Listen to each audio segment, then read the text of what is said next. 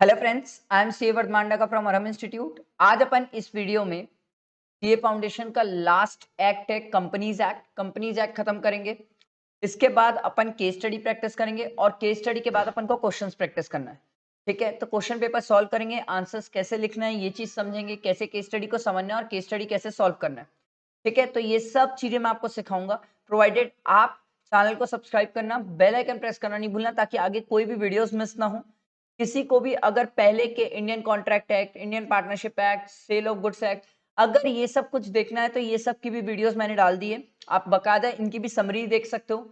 अगर आपको ये नोट्स चाहिए, समरी कलरफुल नोट्स चाहिए, तो आप टेलीग्राम चैनल ज्वाइन कर लो, वो भी अरहम इंस्टीट्यूट के नाम से, ताकि आपको ये नोट्स भी मिल जाए। चलो अब स्टार्ट करते हैं सर। चैप्टर 5 अपना यूनिट 5 है, कंपनीज एक्ट 2013। देखो बहुत सिंपल है कंपनीज एक्ट 2013, मैं आपको समझाऊंगा, इजीली समझ आएगा। ठीक है, स्टार्ट कर देकर। देखो सर, कंपनी कंपनी को डिफाइन किसमें किया sir? Section 2 subsection 20। Company means, as per companies act, company means a company incorporated under this act और under any previous company law. इन्होंने बोला कंपनी वो होती है जो या तो कंपनीज एक्ट 2013 के अंदर इनकॉर्पोरेट हुई हो, या तो फिर कोई प्रीवियस कंपनीज एक्ट, प्रीवियस मतलब पुराना, पहले का कोई कंपनी एक्ट। सर पहले का कौन सा कंपनी एक्ट है? पहले का 1956 कंपनीज एक्ट 1956 है सर। अगर आप उसके हिसाब से भी रजिस्टर्ड हो तो भी आपको मान लिया जाएगा कंपनी। ठीक है, ये सिंपल इन्होंने कहा। उसके बाद देखो, in the words of professor हैनी, ये वाली जो डेफिनेशन है सर, ये हम बचपन से पढ़ के आए, 11 से इसी को पढ़े सर।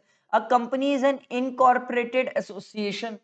सर एक कंपनी वो होती है जिसको हम इनकॉर्पोरेट करते हैं, which is an artificial person created by law having separate legal entity, perpetual succession and a common seal. Sir ये बचपन की डेफिनेशन है हमारी, जो ये हम 11th में बिजनेस स्टडीज में कंपनी की डेफिनेशन यही पढ़ते थे। ठीक है, बहुत सिंपल है। मैं आपको ये जो कंपनी की डेफिनेशन है आराम से पूरा एक एक एक्सप्लेन करूंगा, बस आप फोकस मेरी तरफ रखना। ठीक है, चलो देखते हैं features. Sir features of company क्या दिया हुआ है? सबसे पहला दिया हुआ है सेपरेट लीगल एंटिटी। सर समझो सर, सेपरेट लीगल एंटिटी का वर्ड का मतलब ये होता है जहां पर कंपनी अलग है और कंपनी के पीछे जो मेंबर्स है वो अलग है। सेपरेट लीगल एंटिटी, कंपनी की अपनी लीगल एंटिटी है और उसके शेयर होल्डर्स जो है, उसके जो मेंबर्स है, उनकी अपनी लीगल एंटिटी है। दोनों की लीगल एंटिटी मर्ज नहीं होती है, दोनों अलग अलग कहलाते हैं सर। एक बार कंपनी इंकॉर्पोरेट हो गई, रजिस्टर्ड हो गई, उसके बाद कंपनी अलग है और कंपनी के पीछे के मेंबर्स अलग है सर। आप ये नहीं बोल सकते कि अगर कोई एक पर्सन कंपनी के पूरे शेयर्स रखा है तो वही कंपनी है और वही पर्सन है। नहीं सर, मेंबर अलग है, कंपनी अलग है, क्योंकि कंपनी एक सेपरेट लीगल एंटिटी होती है सर। ध्यान रखना, सेपरेट लीगल एंटिटी, सेपरेट अलग लीगल एंटिटी मतलब अपनी अलग लीगल पहचान होना। ठीक है, उस पर्सन की अलग पहचान है, पीछे मेंबर की अलग है और कंपनी की अलग है। ठीक, उसके बाद दूसरा पॉइंट देखो सर, परपेचुअल सक्सेशन। सर ये वर्ड बहुत ध्यान से सुनना, आराम से समझना सर। परपेचुअल सक्सेशन वर्ड का मतलब होता है जहां पर ये कंपनी, आप समझो सर, एकदम सिंपल, मैं आपको एक एग्जांपल देता हूं। मान लो टाटा कंपनी है, ठीक है, सॉरी, मान लो टाटा कंपनी है। ठीक है, तो टाटा कंपनी है, उसके करोड़ों शेयर होल्डर्स है, के बहुत सारे शेयर होल्डर्स है। मैं आपको हर चीज समझाऊंगा, आप ध्यान से सुनना सर। शेयर होल्डर बोल लो, मेंबर बोल लो। ठीक है, तो टाटा कंपनी के बहुत सारे मेंबर्स है। अब परपेचुअल सक्सेशन वर्ड का मतलब सिंपल है सर, मेंबर्स आए या जाएं, कंपनी चलती रहेगी सर। बहुत सिंपल है, परपेचुअल सक्सेशन वर्ड का मतलब है मेंबर्स आए या जाए, कोई टाटा कंपनी के शेयर्स बेच सकता है। मान लो किसी मेंबर की डेथ हो गई या कोई भी रीजन से मेंबर्स आए या जाए कंपनी से, इट डजेंट मैटर, कंपनी चलती रहेगी। परपेचुअल सक्सेशन सर, कंपनी बनी ही लीगल तरीके से है, पेपर में बनी है, लॉ से बनी है और उसको लॉ ही डिस्ट्रॉय कर सकता है। कोई भी कंपनी को लॉ ही खत्म कर सकता है और लॉ ही बना सकता है। ठीक है, लोग भले ही आए या जाए। ठीक, यही दिया हुआ सर, परपेचुअल सक्सेशन। उसके बाद अगला देखो सर, अगला है लिमिटेड लाइबिलिटी। सर बहुत सिंपल, बहुत सिंपल, लिमिटेड लाइबिलिटी। सर जो कंपनी है, कंपनी के केस में जो शेयर होल्डर्स होते हैं उनकी लाइबिलिटी हमेशा लिमिटेड होती है। प्लीज ध्यान से सुनना सर, कंपनी के केस में शेयर होल्डर्स की लाइबिलिटी लिमिटेड होती है, ये हम 11 से पढ़ते हैं। अच्छा, ये limited, company limited by shares.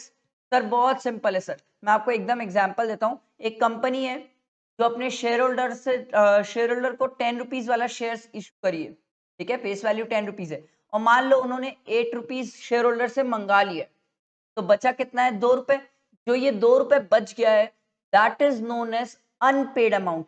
Sir ये जो लिखा हुआ है ना सर, अनपेड अमाउंट तक के लिए लायबल है, ये 2 रुपए जो बचा हुआ है, ये ही 2 रुपए अनपेड अमाउंट है। तो कंपनी आपसे मैक्सिमम कितना मंगा सकती है, 2 रुपए। अगला देखो sir, company limited by guarantee. अगर गारंटी वाली कंपनी है, तो मेंबर जब कोई पर्सन कंपनी का मेंबर बनता है, जब भी कभी कोई पर्सन कंपनी का मेंबर बनता है, तो वो मेंबर बनते टाइम बता देता है कि सर हम कितनी गारंटी देंगे या कितनी गारंटी के लिए आप लायबल रहोगे। एकदम सिंपल है सर, यहाँ पर एक गारंटी की अमाउंट फिक्स की जाती है, उतनी गारंटी की अमाउंट कंपनी अपने शेयर होल्डर से मंगा सकती है। आप बोलोगे सर क्या उससे ज्यादा गारंटी की अमाउंट मंगा सकती है? नहीं सर, आपको मैं एक एग्जांपल देता हूं। जब कोई कंपनी, ठीक है, कंपनी लिमिटेड बाय गारंटी है, अब ये मेंबर से कोई अगर शेयर होल्डर या मेंबर बनना चाहता है, तो जब ये बनना चाहता है ना, तभी कंपनी बता देती है इनको कि भैया आपकी गारंटी कितने अमाउंट तक रहेगी, 5000 तक। सर क्या कंपनी 5000 से ज्यादा मंगा सकती है? नहीं सर। सर ये 5000 मंगाएगी कब कंपनी?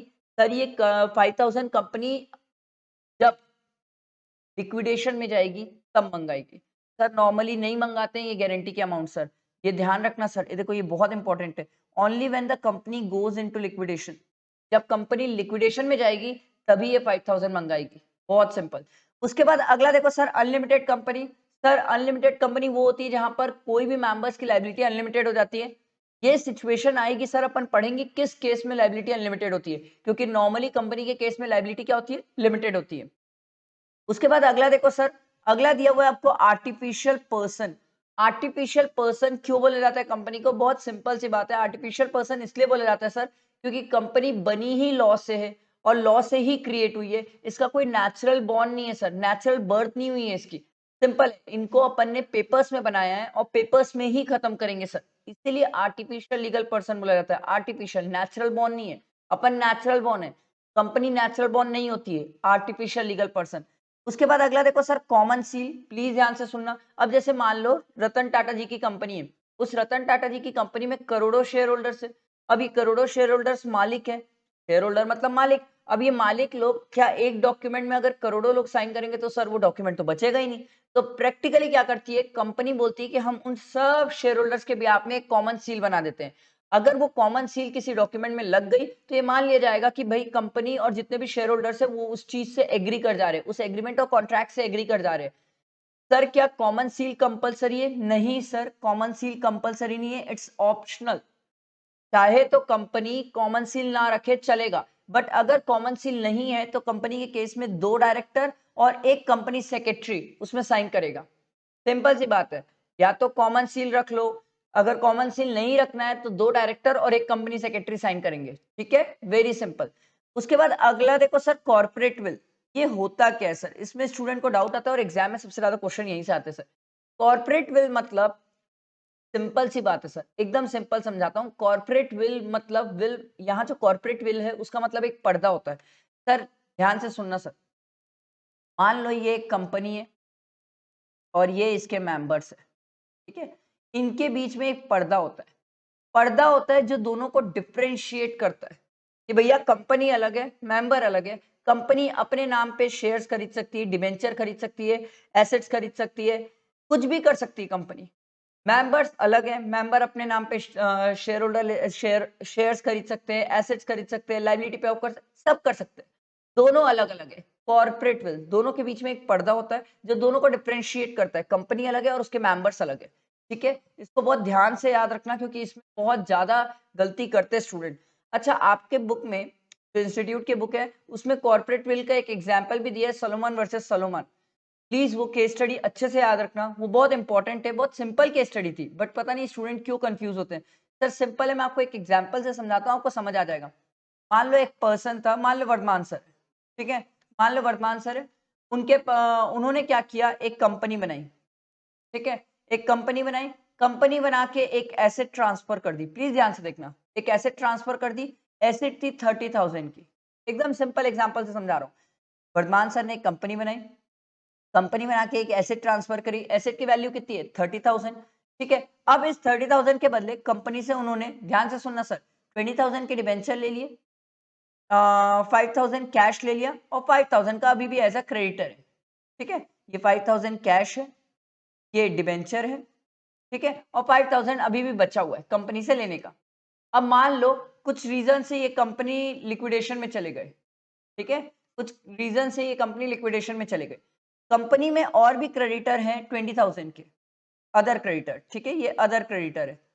अब क्वेश्चन ये आ रहा था, सर अगर कंपनी लिक्विडेट हो रही है तो ये जो अदर क्रेडिटर लोग हैं, ये अदर क्रेडिटर लोग, इन्होंने बोला कि कंपनी को ये जो वर्धमान सर के पास कंपनी को पे करने का है, कंपनी को पे करना है ना वर्धमान सर को। अच्छा, वर्धमान सर इस कंपनी में 100% शेयर होल्डिंग रखते हैं, या मान लो वो खुद एक वो शेयर डिस्ट्रीब्यूट कर लेते हैं, जैसे मान लो वो अपनी वाइफ ऐसे करके शेयर डिस्ट्रीब्यूट कर लेते हैं। अपन को अगर पब्लिक कंपनी तो 7 मेंबर्स, तो वो ढूंढ ढांड के फैमिली के सबको एक एक दे देते हैं और बाकी बचा हुआ पूरे शेयर्स वो 94 वो रखते हैं, ठीक है। तो 94% उनके पास है, बाकी एक एक फैमिली में मेंबर्स को दे दिए, वाइफ को दे दिए, ठीक है, और कोई फैमिली में मेंबर होगा उसको दे दिए।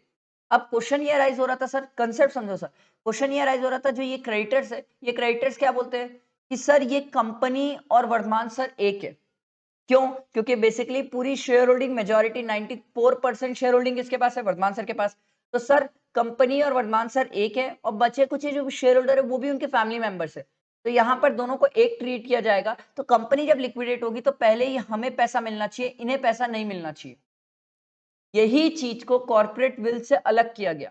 इन्होंने बोला कि कॉर्पोरेट विल ये बोलता है कि भाई कंपनी अलग है और कंपनी के पीछे मेंबर्स अलग है, तो इस केस में वर्धमान सर को भी अलग ट्रीट किया जाएगा, as an other creditor treat किया जाएगा। और जब कंपनी लिक्विडेशन में पैसा बटेगा तो जैसे बाकी क्रेडिटर्स को बट रहा है वैसे ही वर्धमान सर को भी मिलेगा पैसा। यही होता है कॉर्पोरेट विल सर, यही सलोमान का केस है सर, यही ऐसे ही है। मैंने अपना नाम से एग्जाम्पल देके समझाया, बट यही केस है सलोमान का भी, ठीक है, कोई दिक्कत नहीं, आराम से एकदम सिंपल है सर। देखो क्या दिया हुआ है, the corporate will refers to the concept the member of the company are shielded from the liability connected to the company's action। बचाते हैं सर, कंपनी जो कर रही है कंपनी अपने लिए लायबल है, मेंबर्स जो कर रहे हैं मेंबर अपने लिए लायबल है, कंपनी के काम के लिए मेंबर्स लायबल नहीं होंगे। शील्ड, एक पर्दा क्रिएट कर देते हैं, ठीक है, ध्यान रखना सर। उसके बाद अगला देखो sir, lifting of corporate will, मतलब कुछ ऐसे केसेस हैं जहां पर वो पर्दा उठाया जाता है, कुछ ऐसे केसेस है जहां पर वो पर्दा उठाया जाता है। सर ये ब्रह्मास्त्र होता है, ब्रह्मास्त्र। आप बोलोगे सर क्या हर केस में पर्दा उठाया जाता है? नहीं सर, नहीं सर, बहुत ज्यादा ही रेयर केस में पर्दा उठाया जाता है। आपको कुछ केसेस दिए हुए वहां पर पर्दा उठा के चेक किया जाता है कि कंपनी तो ठीक है, कंपनी के पीछे जो लोग है वो कौन है। जहां पर ऐसा लग रहा है कि कंपनी गलत है, कुछ मतलब चोरी चमारी करने का पर्पस है या कंपनी सही पर्पस के लिए नहीं बनी है, तो उस केस में क्या होता है, पर्दा उठा के देख चेक किया जाता है कि इसके पीछे शेयर होल्डर कौन है। अब देखो सर, ध्यान से देखना सर, सबसे पहला पॉइंट दिया हुआ है, to determine the character of the company, find out it is को एनिमी और फ्रेंड। मान लो, एक सिंपल एग्जांपल देता हूं सर, मान लो कोई पाकिस्तान वाला इंडिया में कंपनी बनाया। अब कंपनी के नाम से थोड़ी पता चलता है कि ये पाकिस्तान की कंपनी है। अब वो कंपनी काम कर रही है, अब ऐसा लग रहा है यार ये कंपनी ना इंडिया में गलत काम करने के लिए, तो हो सकता है इस केस में कॉर्पोरेट विल लिफ्ट किया जाए और चेक किया जाए कि इसके पीछे शेयर होल्डर कौन है। अगर शेयर होल्डर से पता चल रहा है कि ये कंपनी हमारी फ्रेंड है या एनिमी है, अब जैसे पाकिस्तान की है तो एनिमी है, रशिया की होती तो फ्रेंड है, जापान की होती तो फ्रेंड है। टू डिटरमाइन द करेक्टर, वो कंपनी का करेक्टर क्या है ये डिटरमाइन करने के लिए हम कई बार कॉर्पोरेट विल लिफ्ट कर देते हैं। दूसरा देखो सर, टू प्रोटेक्ट रेवेन्यू और टैक्स। अगर मान लो, एकदम simple but very important, exam में इससे भयानक क्वेश्चन और सबसे ज्यादा इससे क्वेश्चन आता है, एकदम सिंपल। जहां पर कोई पर्सन ने अपनी इनकम को डाइवर्ट करने के लिए कंपनी बनाई और कंपनी बना के अपनी इनकम डाइवर्ट कर दी और बाद में उस कंपनी से इंटरेस्ट, डिविडेंड या किसी भी फॉर्म में पैसे निकाल रहा है, तो यहाँ पर बेसिकली सर क्या बोलते हैं, कंपनी का पर्दा उठा के देखा जाएगा कि उस कंपनी का शेयर होल्डर कौन है। मैं आपको एक एग्जांपल देता हूँ। मान लो वर्धमान सर की इनकम 10 लाख है, अब 2.5 लाख से ऊपर इनकम पे टैक्स लग जाता है, 2,50,000 से ज्यादा में टैक्स लग जाता है। तो वर्धमान सर ने क्या किया, कंपनी बना दिया, ठीक है, कंपनी बनाया, 4 कंपनी बनाया, सबको 2.5 लाख 2.5 लाख 2.5 लाख ट्रांसफर कर दिया और इस कंपनी के पूरी शेयर होल्डिंग खुद के पास और फैमिली मेंबर्स के पास रखे हैं। तो बेसिकली यहाँ पर पर्पस क्या था, अवॉइड करने का टैक्स, मैंने इनकम ट्रांसफर कर दी, अब यही इनकम मैं किस फॉर्म में लेते रहूंगा, डिविडेंड और इंटरेस्ट के फॉर्म में। तो गवर्नमेंट बोली ये क्या कर रहे हो भाई, यहाँ तो आपका कंपनी बनाने का मोटिव ही गलत है सर। तो यहाँ पर क्या होगा, कॉर्पोरेट में लिफ्ट की जाएगी और चेक किया जाएगा कि कंपनी के पीछे कौन है शेयर होल्डर्स, ठीक है। उसके बाद अगला देखो सर, अगला ध्यान देना, टू अवॉइड लीगल ऑब्लिगेशन, इसको भी एग्जांपल से बताता हूँ, बहुत सिंपल है सर।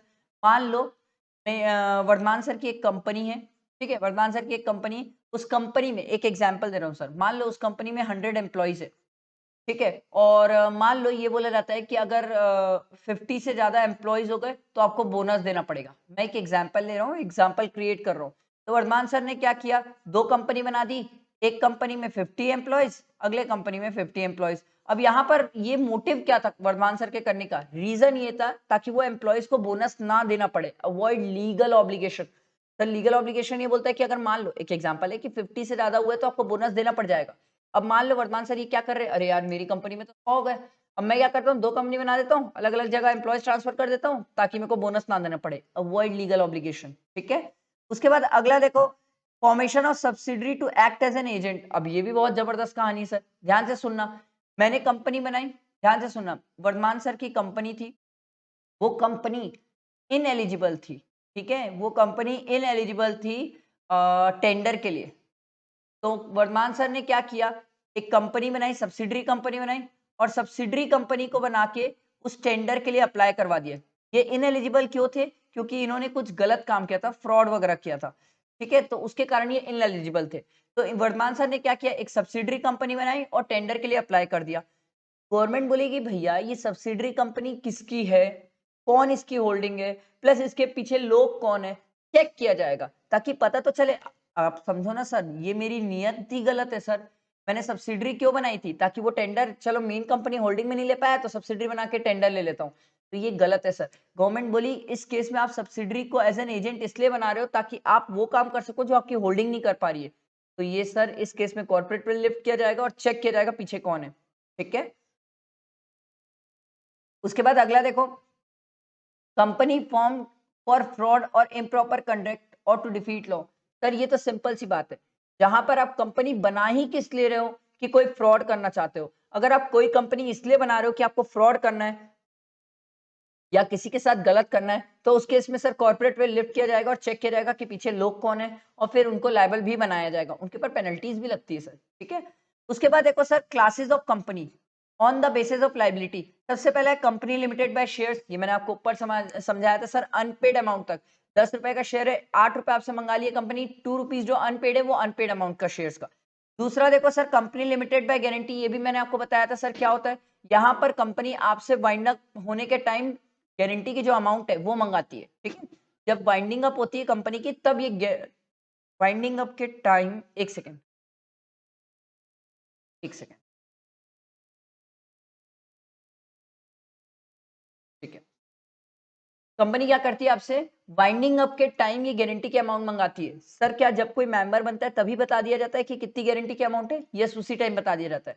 उसके बाद अगला देखो sir, unlimited company. Unlimited company वो होती है जिसकी लाइबिलिटी अनलिमिटेड होती है, ठीक है।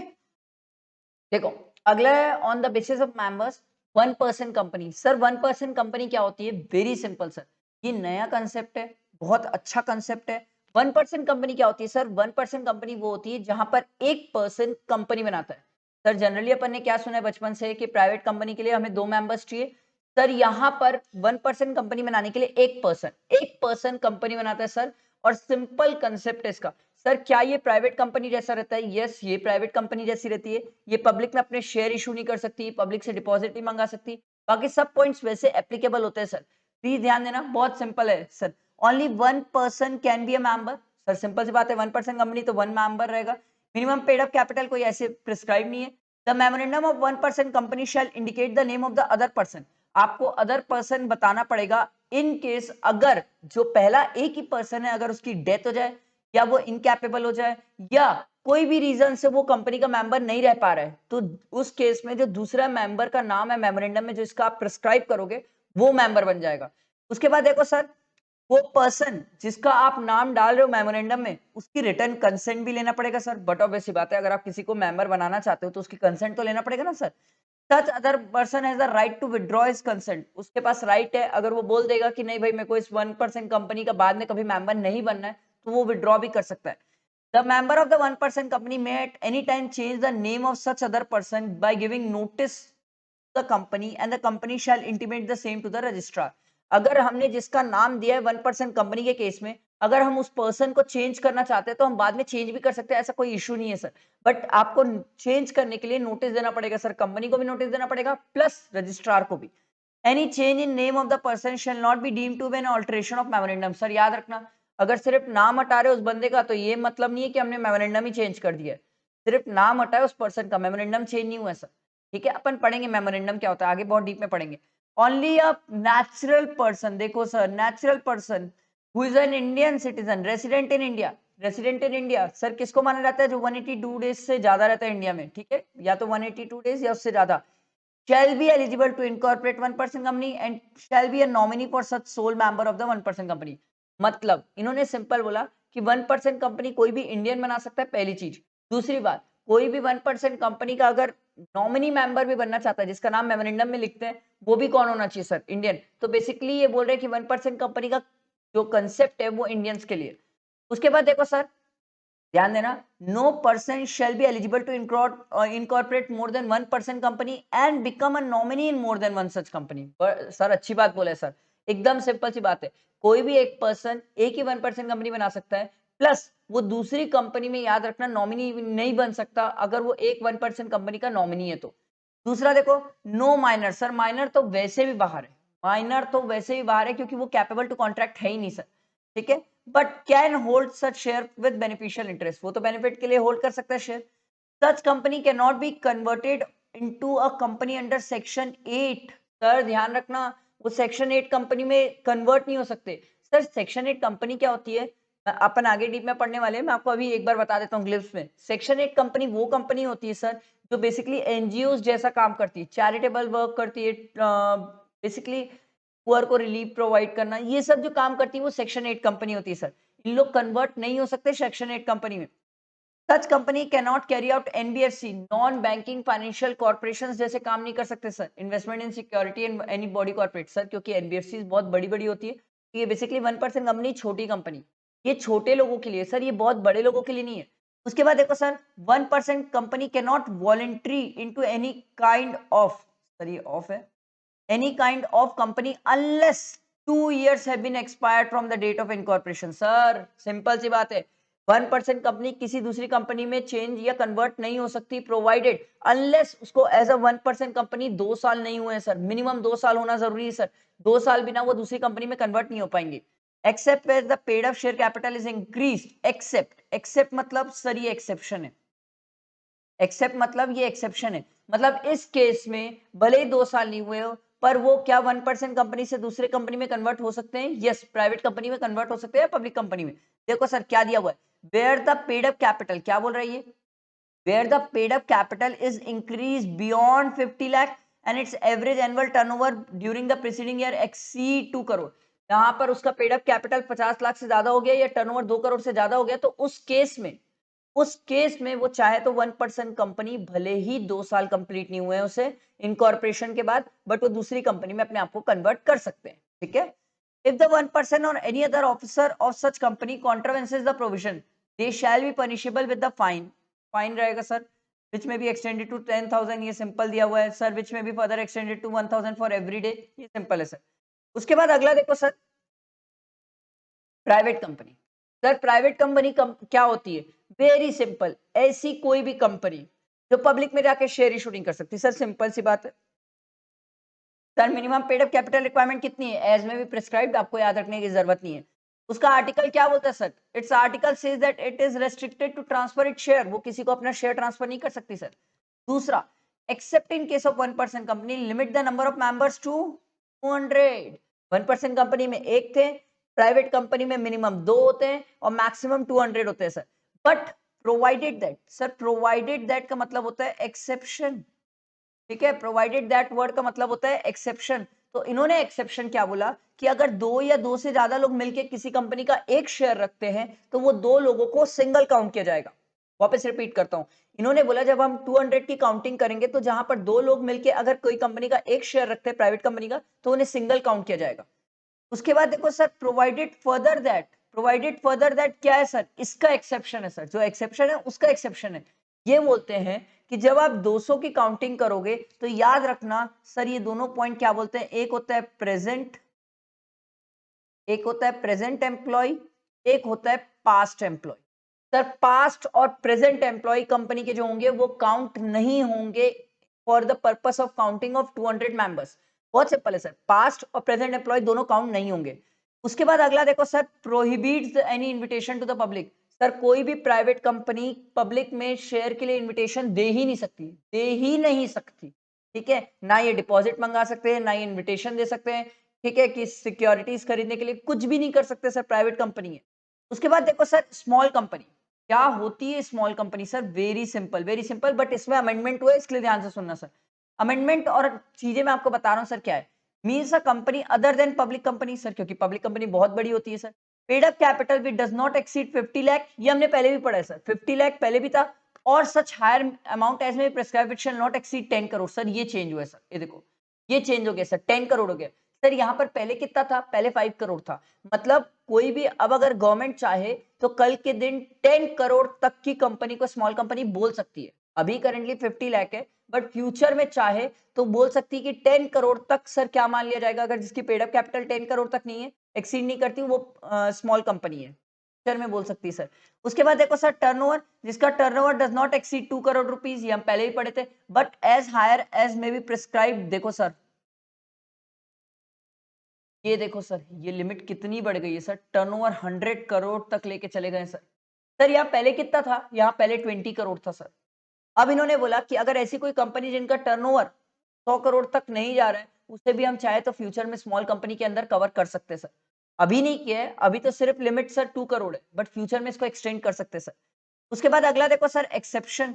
एक्सेप्शन मतलब ये लोग सर स्मॉल कंपनी में नहीं आते। सबसे पहला होल्डिंग और सब्सिडरी कंपनी नहीं आते, सेक्शन 8 वाली कंपनी नहीं आती है, या ऐसी कोई भी बॉडी कॉर्पोरेट जो स्पेशल एक्ट से बनी हो सर, LIC नहीं आएगी, SBI नहीं आएगी, RBI नहीं आएगी, ये सब स्मॉल कंपनी में नहीं आएंगे सर, ठीक है।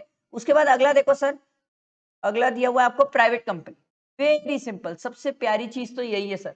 प्राइवेट कंपनी मतलब वो कंपनी जो पब्लिक कंपनी मीन्स वो कंपनी जो प्राइवेट कंपनी नहीं है। अगला अपन क्या पढ़ रहे हैं, पब्लिक कंपनी। पब्लिक कंपनी बहुत अच्छा प्यारा सा डिफाइन किया हुआ है, public company means a company which is not a private company. ऐसे बोलो तो सबसे आसान हो जाती है sir. Provided has a minimum paid up capital as may prescribed, आपको ध्यान नहीं रखना है। प्रोवाइडेड सर, ये प्रोवाइडेड वाली चीज ध्यान से सुन, ये बहुत ध्यान से सुनना सर। मान लो कोई एक पब्लिक कंपनी है, ठीक है, कोई एक पब्लिक कंपनी है जो लिमिटेड है, ठीक है, और मान लो इसने किसी प्राइवेट कंपनी को एक्वायर किया।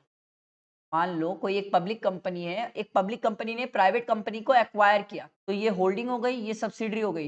ये इसके 51% शेयर खरीद ली, तो ये होल्डिंग, ये सब्सिडरी। तो इस केस में ये प्राइवेट कंपनी अब प्राइवेट कंपनी नहीं रहेगी, ये भी अब क्या बन जाएगी, ये भी अब पब्लिक कंपनी के करेक्टर में आ जाएगी। अगर कोई पब्लिक कंपनी प्राइवेट कंपनी को टेक ओवर करती है, तो इस केस में सर जिसको टेक ओवर किए वो भले ही पहले प्राइवेट थी, अब बाद में वो किस में कन्वर्ट हो जाएगी, पब्लिक कंपनी में। बहुत सिंपल सर, ये प्रोवाइडेड दैट आपको यही दिया हुआ है।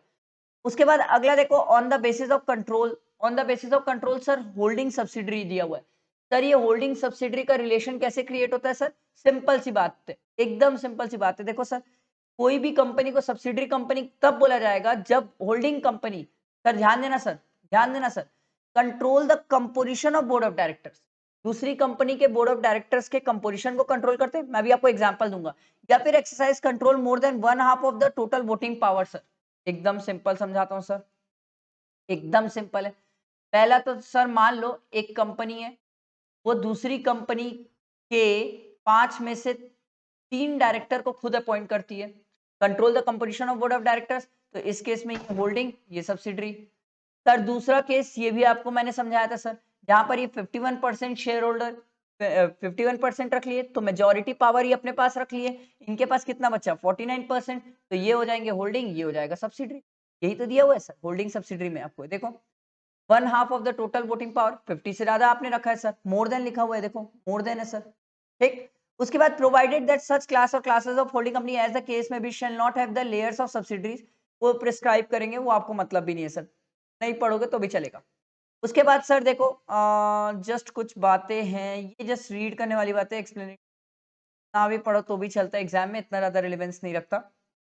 बस इतना याद रख लेना सर कि कंपनी में बॉडी कॉर्पोरेट भी इंक्लूड करते हैं इन्होंने, ठीक है, कंपनी में बॉडी कॉर्पोरेट भी आ जाएगा। उसके बाद अगला देखो सर एसोसिएट कंपनी। अब ये एसोसिएट कंपनी क्या होती है? A company in which the other company has a significant influence, जहां में एक कंपनी का दूसरी कंपनी में सिग्निफिकेंट इन्फ्लुएंस है। सिग्निफिकेंट इन्फ्लुएंस क्या होता है sir? 20% of the voting power रखते हो सर आप किसी कंपनी में, 20% या फिर कंट्रोल और पार्टिसिपेशन रखते हो आपके उसके बिजनेस डिसीजंस में, तो ये मान के चल जाएगा कि सर आपका सिग्निफिकेंट इन्फ्लुएंस है। और associate company includes joint venture, joint venture को भी एसोसिएट में इंक्लूड करते हैं। सर मैं आपको एकदम सिंपल एग्जांपल से बताता हूँ, एकदम सिंपल, ध्यान देना सर, एकदम सिंपल, आराम से समझ आ जाएगा। एक कंपनी अगर दूसरी कंपनी के 20% रखती है, तो ये कंपनी इसकी क्या कहलाएगी? Associate company. बहुत सिंपल। अब अगर ये कंपनी दूसरी कंपनी के 51% शेयर होल्डिंग रखती है सर, 51%, तो ये कहलाएगी होल्डिंग, ये कहलाएगी सब्सिडरी। बहुत सिंपल सर, एकदम सिंपल, ठीक है। उसके बाद देखो sir, on the basis of capital, sir simple सी बात है, limited company, unlimited company, sorry unlisted company. Listed company वो होती है सर जो स्टॉक एक्सचेंज में लिस्टेड होती है, अनलिस्टेड कंपनी वो होती है जो स्टॉक एक्सचेंज में लिस्टेड नहीं होती है। बहुत सिंपल सर, ये आपको ज्यादा रीड करने की जरूरत भी नहीं है। उसके बाद अगला देखो सर, अगला दिया हुआ है आपको government company. Sir government company क्या होती है? वेरी सिंपल, ऐसी कोई भी कंपनी जिसमें 51% से ज्यादा या तो सेंट्रल गवर्नमेंट रखती हो, या तो स्टेट गवर्नमेंट रखती हो, या तो सेंट्रल और स्टेट दोनों मिला के रखते हो, ये कंपनी को क्या माना जाएगा? Government company. ऐसी कोई भी कंपनी इसकी 51% से ज्यादा, 51 भी होगा तो भी चलेगा, बट 51 से कम नहीं चलेगा, वो गवर्नमेंट के पास होना चाहिए, चाहे सेंट्रल हो, चाहे स्टेट हो, चाहे दोनों मिला के हो, ठीक है, ध्यान रखना। अच्छा एक खास बात और है जो स्टूडेंट गड़बड़ कर देते हैं सर, मान लो कोई गवर्नमेंट कंपनी है, ठीक है, मान लो कोई गवर्नमेंट कंपनी है, अगर कोई गवर्नमेंट कंपनी किसी को एक्वायर करती, चाहे प्राइवेट हो चाहे पब्लिक हो, ठीक है, किसी को एक्वायर करती है, तो ये भी क्या हो जाएगी सर? ये भी गवर्नमेंट कंपनी हो जाएगी। भले ही ये प्राइवेट या पब्लिक होगी, पर अगर गवर्नमेंट ने इसको एक्वायर कर लिया है, जैसे मान लो गवर्नमेंट बोलती है हम होल्डिंग 51% शेयर खरीद लिए सब्सिडरी का, तो सिंपल सी बात है सर, ये जो सब्सिडरी कंपनी है वो भी क्या बन जाएगी? गवर्नमेंट कंपनी के नेचर में आ जाएगी, ठीक है, ध्यान रखना सर। यही पॉइंट दिया हुआ है सर। उसके बाद अगला देखो सर, अगला है फॉरेन कंपनी।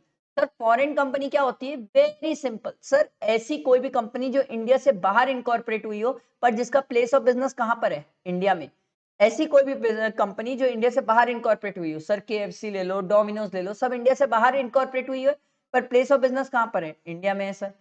उसके बाद देखो sir, formation of a company with a charitable objective, section 8 company, मैंने आपको ग्लिम्स में बताया था। अब देखो सर, ऐसी कोई भी कंपनी जो काय के लिए बनी हुई? सर देखो, promote the charitable objective of commerce, art, science, sports, education, research, social welfare, religious charity या प्रोटेक्शन ऑफ एनवायरमेंट, ये सब पर्पस के लिए बनी हुई हो तो उसे सेक्शन 8 कंपनी बोला जाता है सर। इनका मेन पर्पस क्या होता है सर? प्रॉफिट कमाना नहीं होता, अपने ऑब्जेक्ट्स के लिए होता है। और ये सर सबसे इंपॉर्टेंट है, सबसे इंपॉर्टेंट, इससे क्वेश्चन आता है सर, इससे एग्जाम में क्वेश्चन और केस स्टडी आती है sir. Prohibit the payment of any dividend to its member, section 8 company कभी भी अपने मेंबर्स को डिविडेंड नहीं दे सकती। Very very important sir, very important, exam में ही आता है।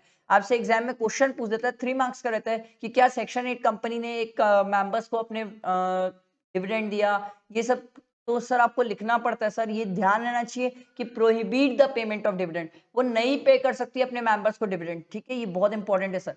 Example of section 8 companies are FCI, ये दिया हुआ है सर आपको, एग्जाम्पल्स भी मैंने कुछ लिख के दिए।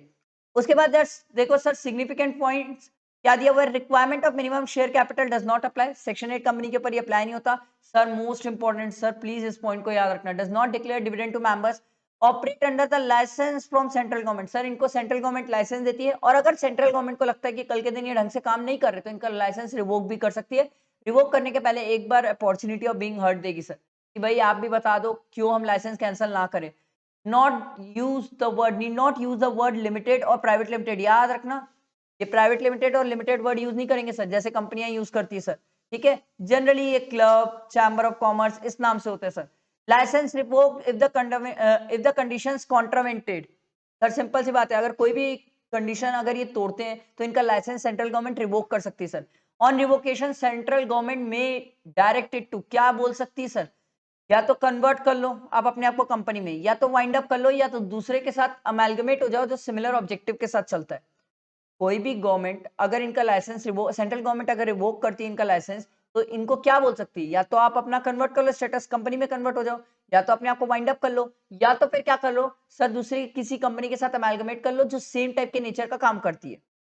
सर इन लोग कॉल कर सकते हैं general meeting, clear 14 days notice देके इंस्टेड ऑफ 21 डेज। सर ये सिंपल सी बात है। Requirement of minimum number of director independent director does not apply. A partnership firm can be a member. Sir ये पॉइंट याद रखना, इंपॉर्टेंट। क्या partnership firm in section 8 company के member बन सकती है? यस बन सकती है। ये चीज का ध्यान रखना, एग्जाम में आ जाता है।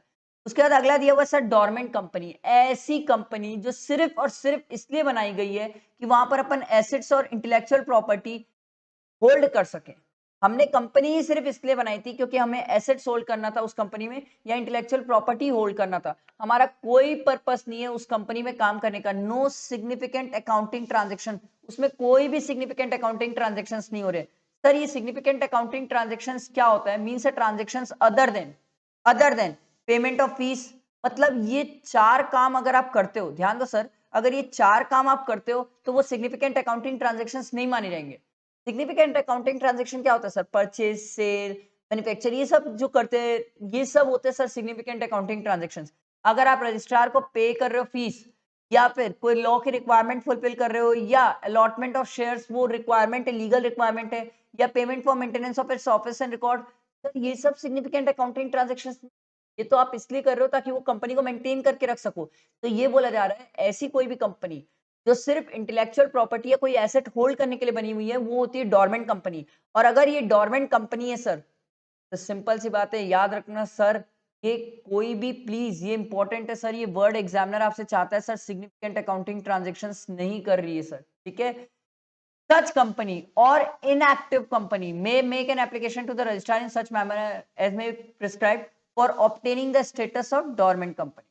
इनको बताना पड़ेगा कि हम डोरमेंट कंपनी है भाई, हमारा कोई अकाउंटिंग ट्रांजैक्शन या सिग्निफिकेंट अकाउंटिंग ट्रांजैक्शन जैसा कोई काम नहीं करते, हम बिजनेस नहीं करने बैठे हैं, ठीक है। अच्छा, अब ये इनएक्टिव कंपनी क्या होती है? वेरी सिंपल सर, ऐसी कोई भी company which has not been carrying on any business or operation and does not make any significant accounting transaction during the last 2 years and has not filed the annual financial statement and annual returns during the last 2 financial year। याद रखना, last 2 साल से अपना return भी file नहीं कर रहे हैं और लास्ट 2 साल से कोई अकाउंटिंग ट्रांजेक्शन्स भी नहीं कर रहे हैं, तो इसको क्या मान लिया जाएगा? Inactive company. इनएक्टिव मतलब वो कंपनी जो कुछ भी मार्केट में काम नहीं करती, ठीक है। उसके बाद अगला दिया हुआ है सर निधि कंपनी। वेरी सिंपल सर, ये निधि तो जो आप लोग सुने होंगे, जो लोग चिट फंड वगैरह खेलते हैं, निधि वगैरह, ये जो म्यूचुअल बेनिफिट्स के लिए खेलते हैं ना, जो किटी पार्टीज वगैरह में चलता है, या कई लोग सर मेरे को पता नहीं बाहर क्या चलता है, रायपुर में तो इसे बीसी भी बोला जाता है। यहाँ पर लोग क्या करते हैं, सब लोग मिलते हैं, इकट्ठा होते हैं, कुछ मनी इकट्ठा करते हैं, सब अपना अपना कॉन्ट्रीब्यूशन करते हैं, जिसका लॉटरी में नाम निकलता है उसको पैसे देते हैं। सर यही होती है निधि कंपनी। उसके बाद है सर अगला, देखो पब्लिक फाइनेंशियल इंस्टीट्यूशंस। सर बहुत सारे, सर बहुत सारे, देखो एलआईसी है, आईडीएफसी है, यूटीआई है, ये सब पब्लिक फाइनेंशियल इंस्टीट्यूशन है। सर कोई भी पब्लिक फाइनेंशियल इंस्टीट्यूशन कैसे बनती है सर? सिंपल सी बात है सर, या तो वो एस्टैब्लिश्ड और कॉन्स्टिट्यूटेड बाय और अंडर एनी सेंट्रल और स्टेट एक्ट, या तो उसके अंदर बनी हो, या तो फिर नॉट लेस देन 51% गवर्नमेंट के पास हो, चाहे वो सेंट्रल हो चाहे स्टेट हो चाहे दोनों मिला के हो, तो उस केस में सिंपल सी बात है सर, वो क्या बन सकती है? पब्लिक फाइनेंशियल इंस्टीट्यूशंस बन सकती है। उसके बाद देखो sir mode of registration and incorporation of a company. Sir simple सी बात है, कोई भी कंपनी अगर आपको इनकॉर्पोरेट करनी है तो सबसे पहले हमें कौन चाहिए? प्रमोटर। अब सर ये प्रमोटर्स कौन होते हैं? बहुत ज्यादा इंपॉर्टेंट है, भयानक इंपॉर्टेंट है, एग्जाम में ये आता है सर, बहुत ज्यादा इंपॉर्टेंट है, आप इसको छोड़ोगे नहीं सर। प्रमोटर कौन होता है sir? Promoter means a person who is named as such, sorry, who is named as such in prospectus, जिसका नाम प्रोस्पेक्टस में लिखा हो, जो कंट्रोल करता है अफेयर्स ऑफ द कंपनी, चाहे डायरेक्टली हो चाहे इनडायरेक्टली हो। तीसरा सर, जो एडवाइस करता हो, जिसके डायरेक्शन में बोर्ड ऑफ डायरेक्टर्स काम करते हैं, पर इसमें वो प्रोफेशनल्स नहीं आते हैं, जैसे मान लो मैं सीए हूं, मेरे डायरेक्शन पे अगर मैंने कुछ बता दिया बोर्ड ऑफ डायरेक्टर्स को, बट मैं अपनी प्रोफेशनल आइडेंटिटी में काम करता हूं, तो मैं प्रमोटर में नहीं आऊंगा सर। याद रखना, ऐसा कोई भी प्रोफेशनल जो अपनी प्रोफेशनल कैपेसिटी में काम कर रहा है, वो प्रमोटर में नहीं आएगा सर, ठीक है, ध्यान रखना सर, वो प्रमोटर में नहीं आएगा। बहुत इंपॉर्टेंट है प्रमोटर की डेफिनेशन, याद रखना सर, बहुत ज्यादा इंपॉर्टेंट है। उसके बाद देखो sir, formation of a company, कोई भी कंपनी को फॉर्म करना है तो पब्लिक कंपनी में मिनिमम 7 मेंबर्स, प्राइवेट में 2 और 1% कंपनी में 1। उसके बाद देखो sir, incorporation of a company, company को इनकॉर्पोरेट करने के लिए आपको ये सब डॉक्यूमेंट साइन करके भेजना पड़ता है सर, ये सब डॉक्यूमेंट्स तैयार करने पड़ते हैं।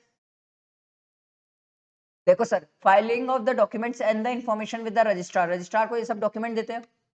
सबसे पहले तो आप मेमोरेंडम एंड आर्टिकल बनाते हो सर, और sign by all the subscriber to the memorandum, जो स्टार्टिंग में मेमोरेंडम को साइन करते हैं सर,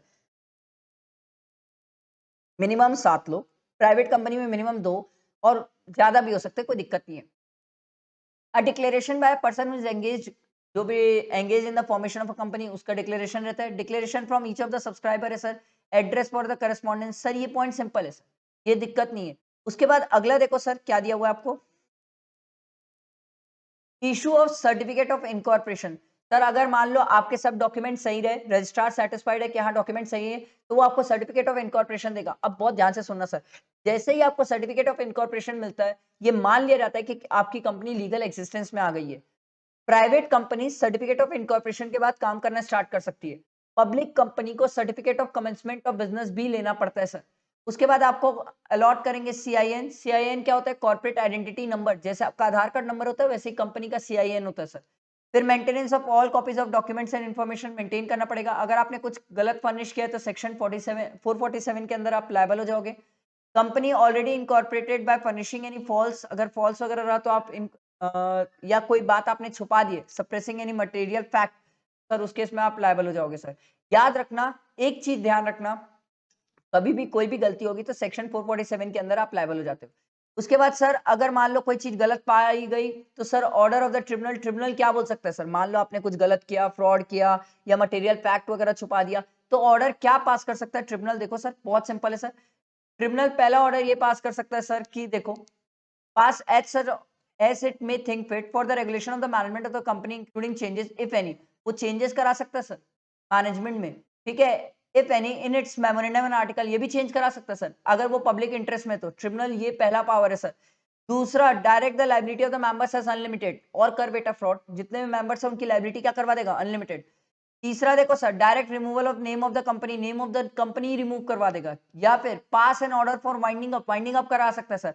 या फिर ऐसा कोई भी ऑर्डर जो उससे लगता है कि नहीं भाई ठीक है। बट याद रखना सर, एक बार ऑर्डर करने के पहले आपको एक बार बोलने का मौका दिया जाएगा सर, बताओ कि ऐसा क्यों हुआ, ये फ्रॉड क्यों हुआ, क्योंकि हो सकता है सर जानबूझ के नहीं, कई बार अनइंटेंशनली कोई दूसरा कर रहा हो, उसके पीछे दूसरा क्यों मरे। तो आपको एक बार बोलने का मौका दिया जाएगा कि क्यों, क्या, किस लिए, क्या क्या रीजन है, बताओ। अगर आपका रीजन सही नहीं लगा तो फिर ट्रिब्यूनल कोई भी ऑर्डर पास कर सकता है सर, याद रखना सर, ठीक है। उसके बाद देखो सर, हाँ अच्छा, एक बात याद रखना सर, आपने कोई अगर फ्रॉड किया हो और आपने मान लो ट्रिब्यूनल ने बोल दिया वाइंडिंग अप का, तो याद रखना वो कंपनी अपनी लाइबिलिटी पे करने से नहीं बच सकती सर, कंपनी को अपनी लाइबिलिटी पे अप करना पड़ेगा, फिर ही वाइंड अप होगा। नहीं तो कंपनी बोली अच्छा है चलो वाइंड अप करा दो, हम लाइबिलिटी पे ही नहीं करेंगे, सर लाइबिलिटी तो पे करना पड़ेगा। उसके बाद देखो सर, इफेक्ट ऑफ रजिस्ट्रेशन, बहुत इंपॉर्टेंट, ध्यान से सुनना सर।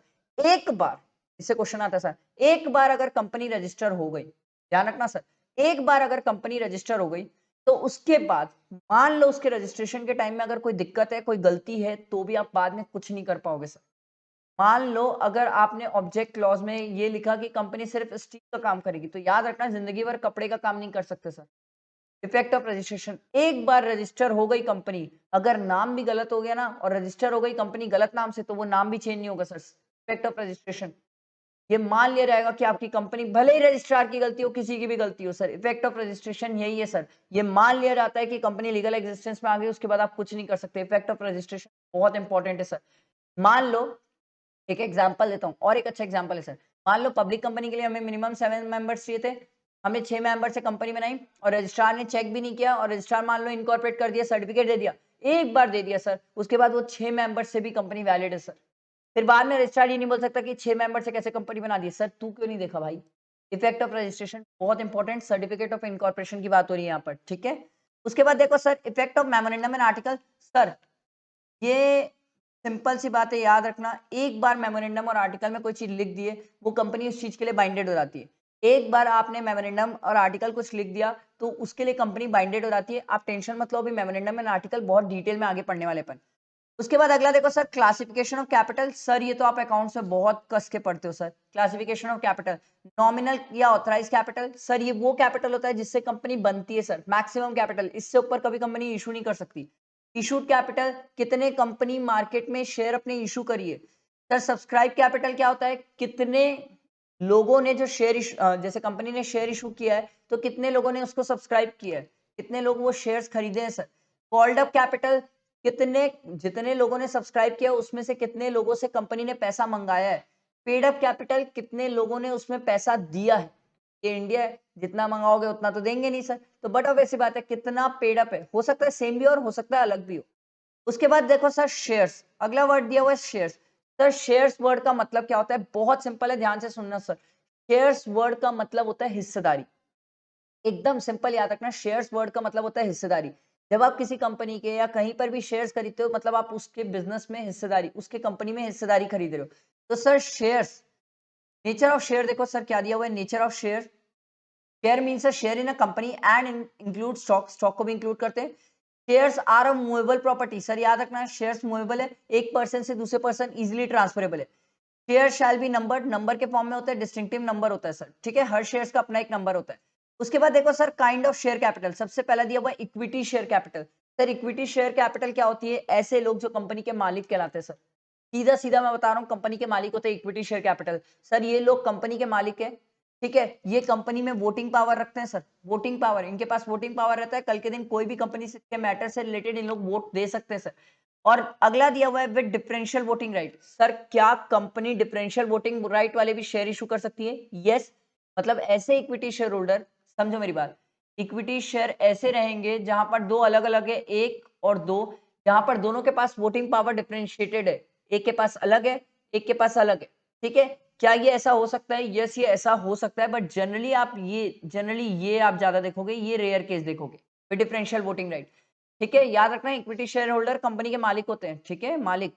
उसके बाद अगला देखो sir preference share holder. Sir ये कौन लोग हैं? बहुत सिंपल सी बात है सर, ये वो लोग हैं जो थोड़ा सा डरते हैं।